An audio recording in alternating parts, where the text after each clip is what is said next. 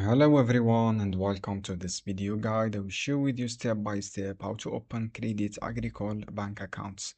So all you have to do, go to Google, search for Credit Agricole open accounts, click the first website here, and then go to customer option. From this customer option, friends, you will see this page. As I say, choose the offer you want to opening your accounts. For example, you have different offers such bundle and premium and prestige. You have this is the bundle. Choose this one if you want to this one. Click subscribe. If you don't have customer account, click continue, and then choose complete your process. This select agency from here, and then fill your 6 question. Find this one, click start your questionnaire, choose your credit bundle here, and then click continue, choose this one, complete all the process.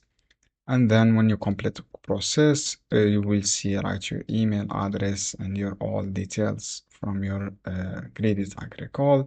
Just choose the bundle and complete the process. You can go to your accounts, go to your account and credit card if you want to open also your credit card. Choose your credit card you want to, just click request information here. Write your such your all details from your information, phone number, and this one, and then complete your validation option, and then you can open successfully without any problem. Thanks for watching this video.